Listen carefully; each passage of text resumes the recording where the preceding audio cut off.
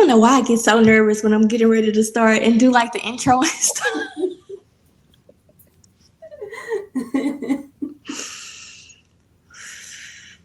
Alrighty.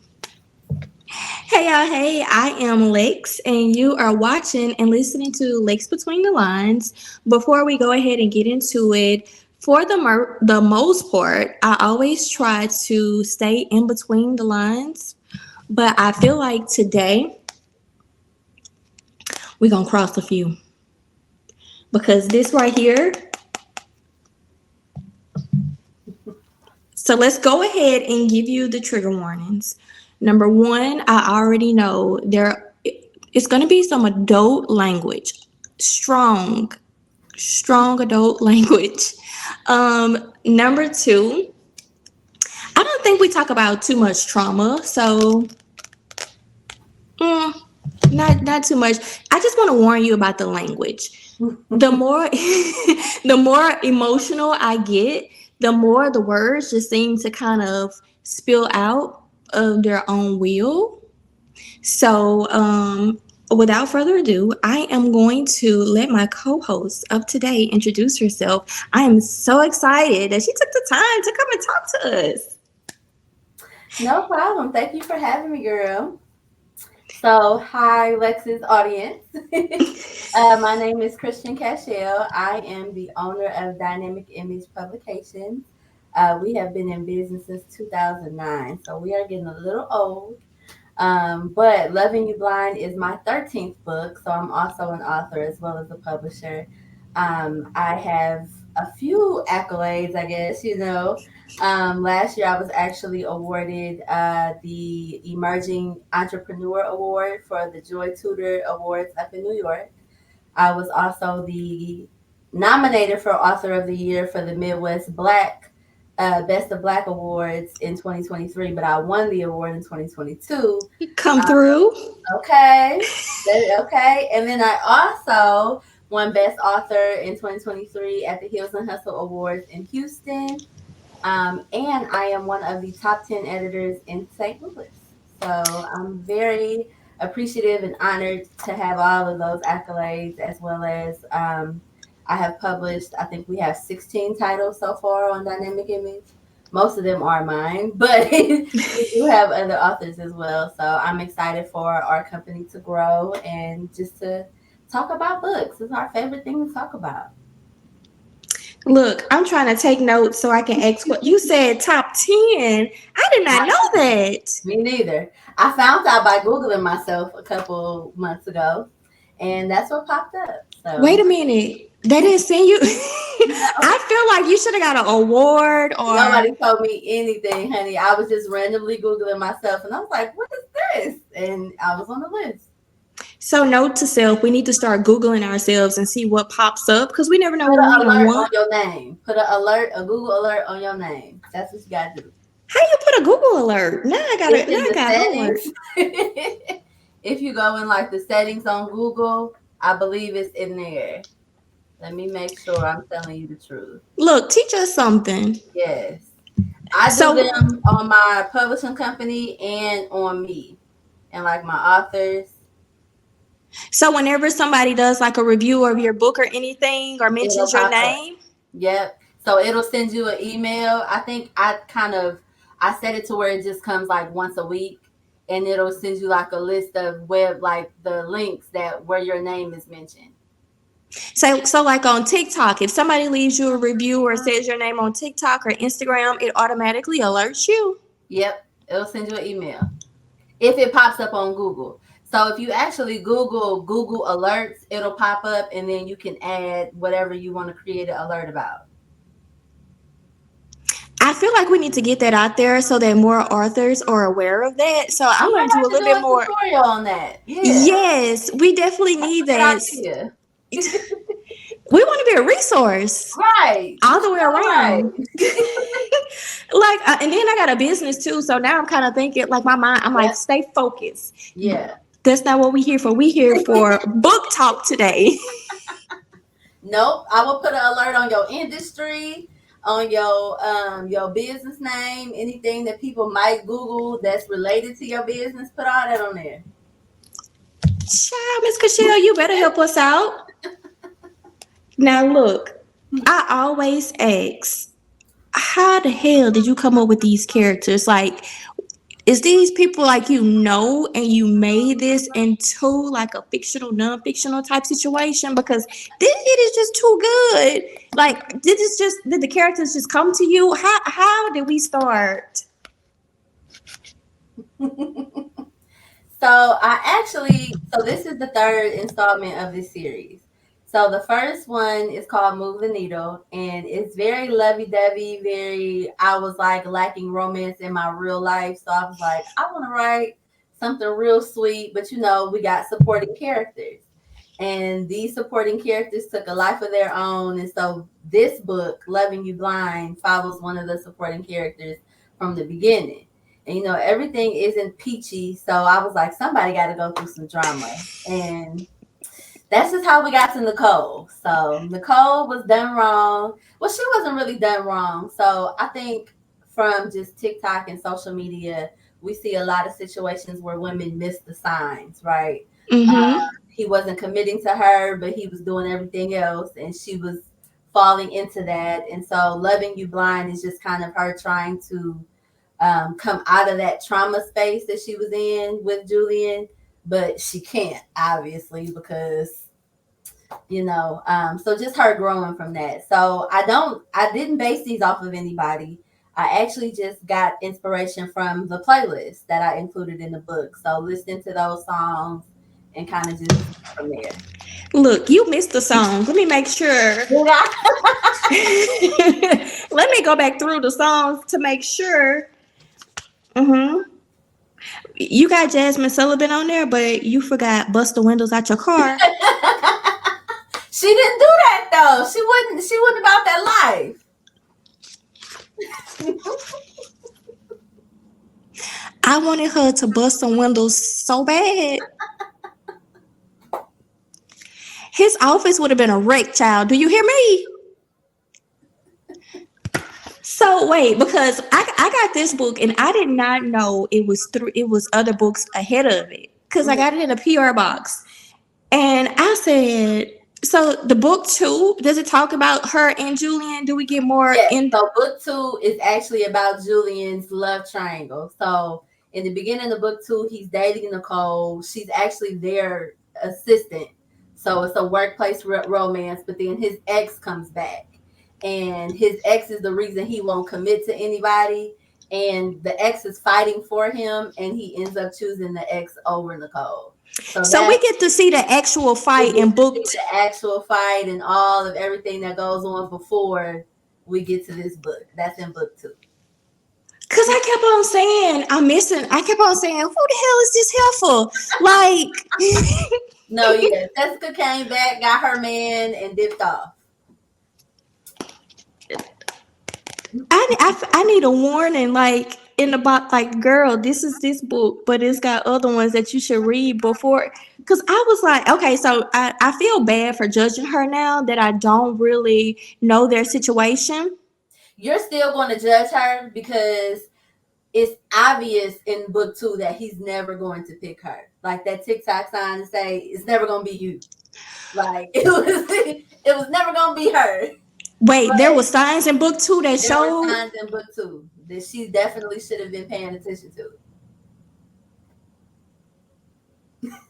My mind is like on 10 right now. Cause Nicole, sweetheart, you wanted love. She wasn't thinking clearly. And then here I go, was upset because Raina, when it first started, I was side-eyeing Raina. But then as it going, I'm like, girl, she your voice of reason. Like, she's trying to tell. Voice of reason, like, cause you tripping. Like, yeah. And then we finally meet somebody. And don't know how to act. And then, look, I think that's another, who's saying she's a runner, she's a track star? Oh.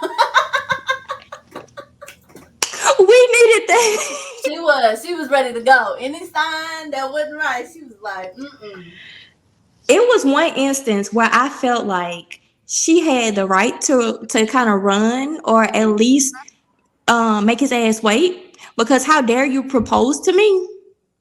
And even though it is, but it ain't your daughter, it is, but it ain't your baby. Right. Why I gotta find out like this? We've been together and rocking all of this time. Mm-hmm.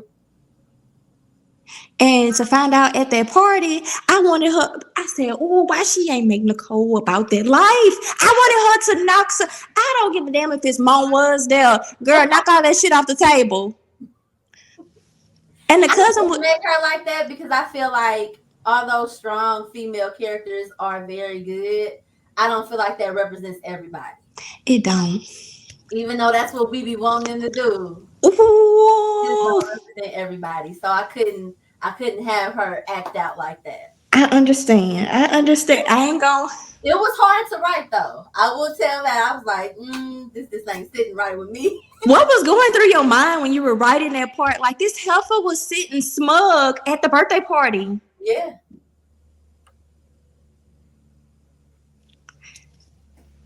Because I just Do we get like a backstory into that, like extended into that relationship? Do we get to so see I that? was thinking about that when you said that. I was like, I could do a little extended, but I think the reason I didn't was because at the beginning Rashad came off like almost too good to be true. It's like why is Mm-hmm. he allowing her to come back after she did what she did and ghosted him? And so I had to give him a little dirt. I couldn't just It's funny that you said, because I literally was like, I'm waiting on the other. I was like, this shit going too exactly. good.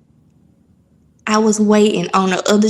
What's about to, like, what is Right. he about to do that's going? Yeah. And then when you pulled when that came, I about tossed that book. The cousin was so messy. Cause why? Why did you invite her? Why you invite her? But you know that's how people are in real life. That's why it was crazy because it was so relatable. Mm-hmm. Like we've actually seen this. That's why it was so relatable. And Like, even oh, I though, just wanted him to see the daughter. No, you didn't. Like, she ain't no baby. You could have picked her up. and the fact that you knew about this other woman and she didn't even know about you, Yeah, that'd be and the then problem. and then it was crazy because everybody and that was that be pissing me off When when you the only one don't everybody know know. nothing. That's like a slap in the face. Now everybody gotta die. And I said, now Christian then gave us at the end of the book. I said, it only got a few more pages. Like when the baby, Like, how this gonna come together? why you gave us that little snippet of the conversation that we weren't privy to, or argument that we were not privy to? I said, I had to go back through the book. Like, did I miss something? I think that's what I would. If I did the extended version, I would definitely put that in there. Because we need to know, like, Julian said he wanted his family back and he went and told him. And we didn't know, like, How what do you kind of, think that conversation went? What you think? I don't know. And first of all, what the hell did it happen at? Did he go to the gym? Because where you cornered him at? It At the happened. house? It I happened guess at the gym. it happened at the gym. Yeah, Everything be happening at the damn everything gym. happened at the gym. So I'm just picturing Julian walking into the gym looking for him because, well, I ain't read book 2, but it ain't sound like you be working out nowhere.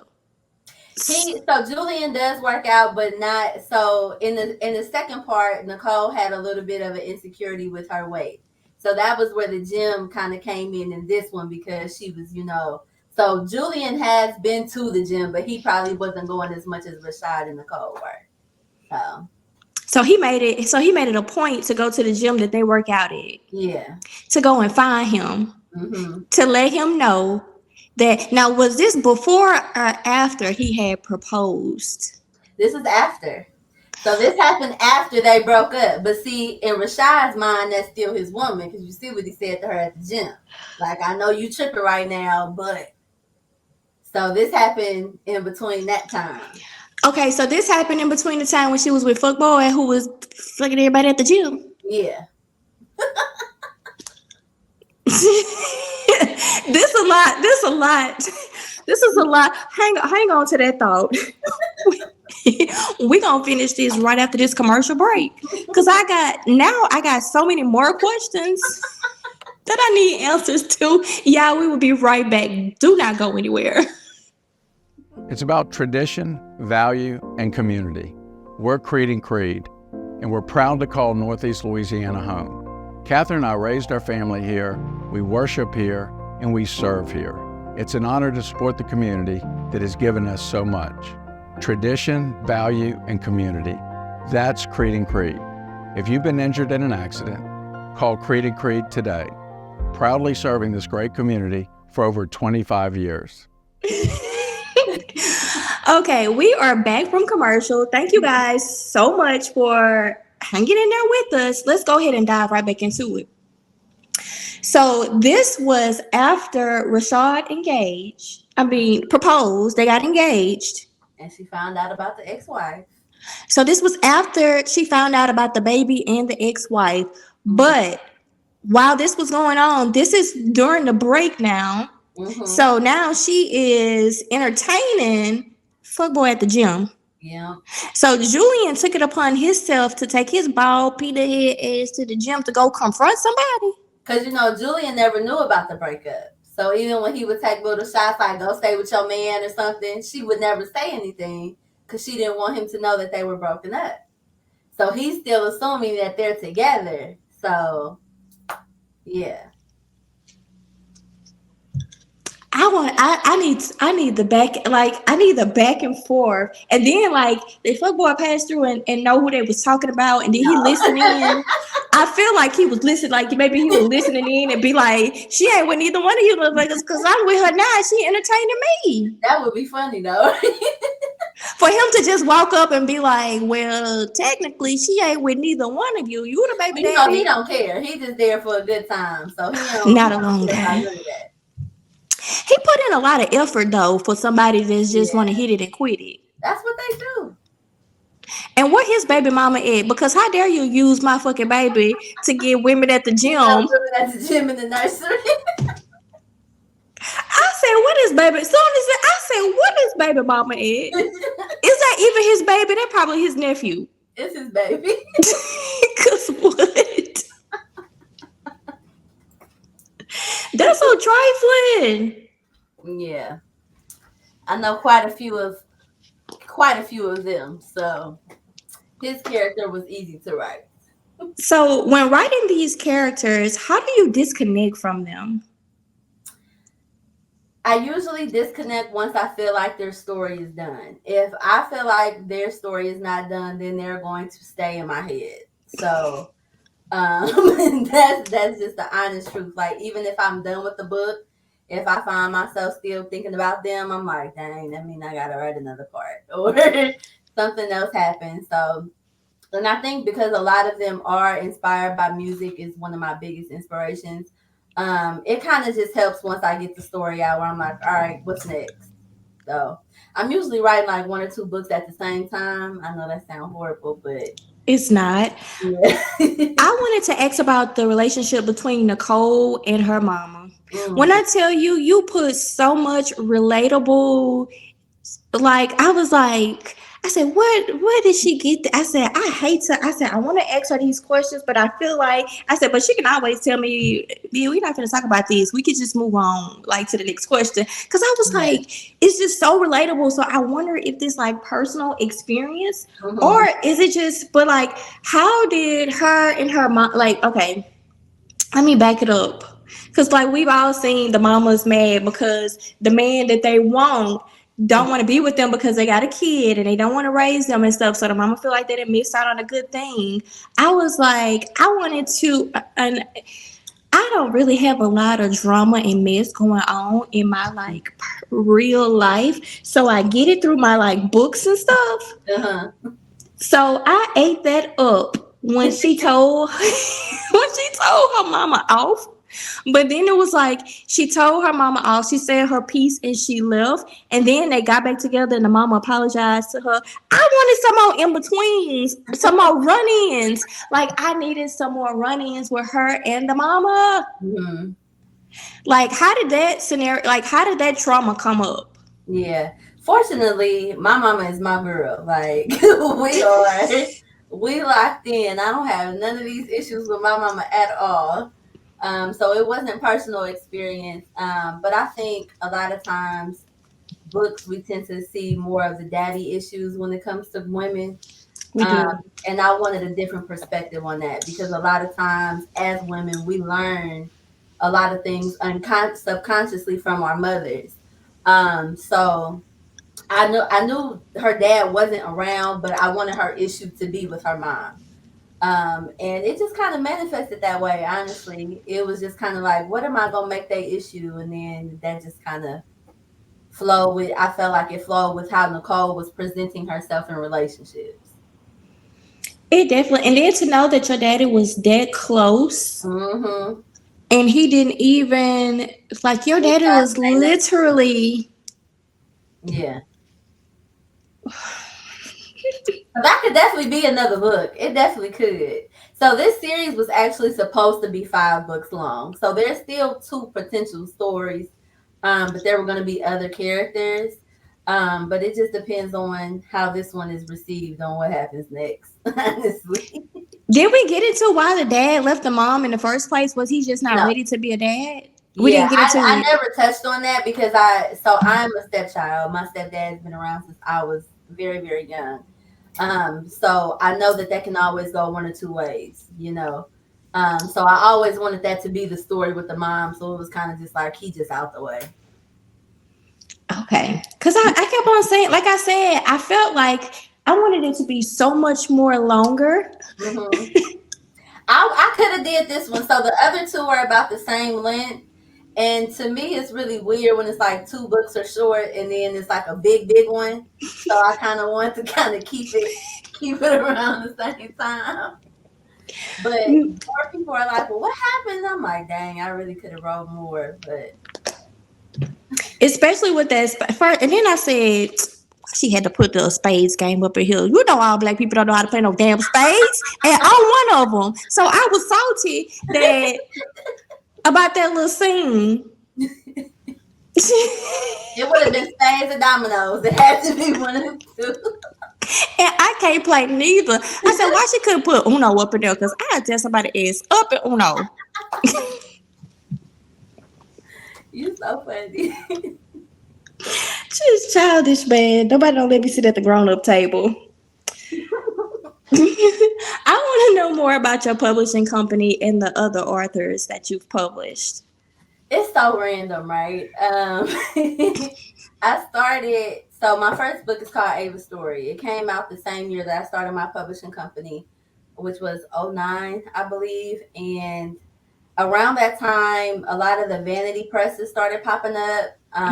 Self-publishing was just starting to get popular, and I was looking for a publishing company. I wanted to go the traditional route, but at that time, so Wahida Clark and Triple Crown and all them were popping. Like the hood books was popping, and then it was like the Christian fiction books, and here I am in the middle, and I couldn't find any publishing company that I thought would actually cater to this type of book. And I was like, I'm gonna do it myself. It was horrible. Like Wait, the first time publishing, doing it yourself, it was bad? so it was definitely a learning experience. The book was black with white letters, no typographic design. Wasn't formatted right. I went with the press where I had to buy in bulk, so I had like 200 books sitting in the house because I didn't really know I had to market a book. I just thought I had to put it out. It was it was a lot. It was a learning experience for sure. After that first one, I started to get deep into the research of it. What set us apart? Some of the stigmas around self-publishing, like editing, formatting, all the things that the big publishing houses do that self-publishers don't. And so Mm-hmm. once I learned and put out 2 more of my own books, I was like, okay, I can do this for other people now. Um, so right now we have 4 authors, so 3 including myself.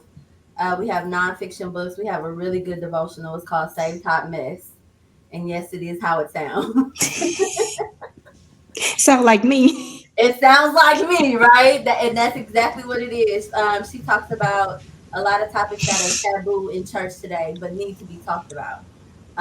So we have poetry collections, we have romance, drama, we have a lot of different ones. Right now, I'm looking to get a couple more romance authors. So we are Hmm. accepting submissions for next year. But it just kind of snowballs. So over the years, I've just been deep in learning what editing looks like, what formatting looks like, things like that. And there aren't a lot of Black publishers, indie publishers, or Black editors or execs in the industry. So I just think it's really important to have that space to where it's authentic and it's not being watered down or changed, but it's still Right. professional. So How do they find you? Like, do agents reach out to you, or how does that process work, or what does that process look like? most of it's actually been word of mouth. I mean, not unfortunately, but I've been very fortunate where people have reached out to me just based off of my work, and they find out I'm a publisher, and then they'll just be like, "Hey," because we also do a lot of freelance. So even if we're not publishing under Dynamic Image, there's a lot of business owners who may want like to put a book out, a self-published book. I help them do that as well. So even if you aren't one of my authors, but you don't know none of that process, we do Hmm. that too. So a lot of it comes through word of mouth. So is this your full-time job, or Not yet, but we gonna thank God in advance. we claiming it already? Yes, I actually work. Well, I started a new job in the nonprofit in the Metro East area. I'm in St. Louis. Uh, Okay. Pretty soon, so I'm doing communications for them. So my corporate title is communications. It's communicate. So it kind of goes along with like your publishing and stuff too. So everything kind of ties in together. Yeah. Um, with your publishing company, so do you offer like the marketing or just the publishing? Do you offer like the printing of the books and everything too? I knew my daddy was gonna do that. He couldn't wait to That's help me okay. promote stuff. So right now, we don't have a full marketing department, but that is something that I'm looking to hire for this year or next year. So right now, basically, it's just the life cycle of the book. So coaching, editing, formatting, design, print, and distribution is what we offer at the moment. Okay. That's not bad at all. And then like is there a price? Like where can people come to find you? Can you give us that information?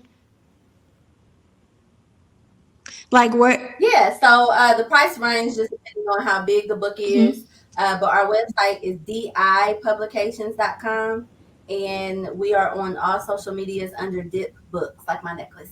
Like yeah. Come through. It was another thing I wanted to ask. So, do you do a consultation before they come on? Like, do you actually look at the manuscripts, or you just take on anybody? As long as they can. No. No. Thank God I'm in a place to where I can be a little picky now. But I do consultations. I think what sets us apart is because I am an author as well.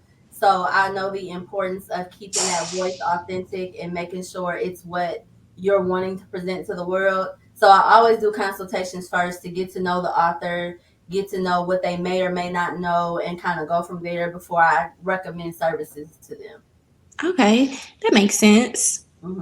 I was just wondering. I was like, I wonder if anybody can just come and drop off a manuscript, but I understand if it doesn't mesh with the brand or if it's not. A lot of times that's kind of what happens. So if I get a submission where I'm like, it doesn't really fit with us, but I can help you self-publish it, or I can help you get it ready for you to query to a traditional publisher. So I always have options. I'm never just gonna turn somebody down because I know how that feels. But sometimes it's just which option works best. I like that there's an alternative to that. So instead of just no and then they Right. have to figure it out on their own, you at least offer them help on how they Absolutely. can fix it and get it done. Hmm. Come on, Miss Christian. So what's next? What should we expect next from who up next? I was thinking about Raina. But the outline in the original five series in the first book, the female main character has a sister, and I kind of wanted to do like a fake marriage type of situation with her. So I'm still thinking about that one. But We're gonna I add in a billion. It's gonna be a fake marriage was billionaire. thinking so. I feel like I like them. I eat up a billionaire fake. Ooh, that's They be ooh. so obsessed and in love, and I love it. Oh, it's so good. And it's like they're gonna fall for each other. It's just the details. It's like the Exactly. You got to see that chemistry on the page. yes, Ain't nothing like it. Hmm. man. Oh my God. But I'm Well, actually working on a big novel called What Keeps Us Up at Night. And it's actually, I'm hoping to have it done by next year, but it's a little bit more literary fiction than romance, but it's going to be kind of tied into it. But it's basically a family story about how Black trauma has materialized in different ways. I was gonna say that sounds like a thriller. What Not, keeps us? I mean, so it starts out with the police brutality situation, Okay. and then it kind of unveils the issues in this family based on Black trauma. Like the grandmother had a brother who was lynched when she was younger. The son doesn't like Black women.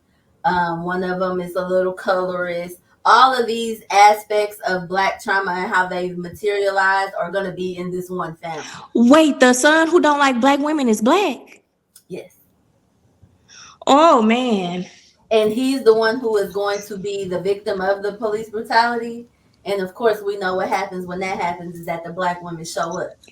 And so these women that he don't like are I going was just gonna to say the same women that you don't like show up and to come and to let child. You your writing is so diverse. Like your catalog. that's what Like people like. What do you write? Whatever comes out today. I can't tell you. Whatever comes out today is what I'm writing. so is that what you're working on now? Yes. I So which actually started it before I even started this one, but I took a break from it because it got a little heavy and I needed mm-hmm. to write something a little bit more easy. When it does get heavy like that, so is that how you disconnect from it? You just start writing on something? I'll either write something a little bit more soft or do like a DIY project. So I've been making the resin notebooks. Uh-huh. I added them to my site. They're called Forever Notebooks now. So I usually kind of do a batch of those or do something else creative to kind of disconnect from the characters. Got you. Oh my God. I can just imagine how heavy this book is. Yeah. Oh my goodness. I'm Well, excited about it though. It's been on my heart for a very long time. And I think because it is a little different from most of my writing, that it was kind of like I didn't want to do it, but I'm like, it's time to do it now. So do you think it'll be in by like the end of the year? for sure, the first draft will definitely be done by the end of the year. I'm probably about halfway done. Okay, because I was like, oh, if this come out around like election time, Yeah, they ain't gonna be child. ready by the end. Okay, I was gonna say, Yeah, baby. they ain't gonna be ready by the end. Okay, I was looking for it. I was here for it. I was here for. I I'm might like, be the beta reader though, so we gonna talk about that. and I'm here. Look, cause I ain't too proud to beg. Ain't too proud to beg at all. Lordy, Miss Cashelle, I thank you so much for joining us today. When I say my mind is just like all oh, like I wanted to, like I said, I wanted to ask so many things, but I was like, I didn't want to dive into it and and be too much because sometimes people like, girl, you do the most, you do too much. I'm always But all over the place, so we write together. It don't but I thank you for answering for sure. and not giving me we not finna talk about that or I can't talk about that. I appreciate you. No problem. And so that means we're going to have to come back for another episode Absolutely. because do you have the name for this? Do you have a name already? For the book, Well, you just gave it to us. I'm yeah, like, did what she give keeps us us up at night? what keep us up at night? Hmm. And then it won't be by the end of the year. We No, won't have a hard copy. So 2025. absolutely. My That's not that mind, far away. It's already at Christmas. It's gonna be it Christmas next week. it is, but my mind is like on this book now. It's And really good. If I'll say so myself, I think it's gonna be good. And your writing is phenomenal. So I can just imagine. Oh my God. Again, thank you for taking time with us today. I really appreciate it. Thank you. So until next time, can you let us know where we can follow you on Facebook and Instagram? Yep, I am on Christian Cashelle on TikTok, Facebook, and Instagram. The business is DIP_books or Dynamic Image Publications. Thank you. And thank you guys for tuning in. Until next time.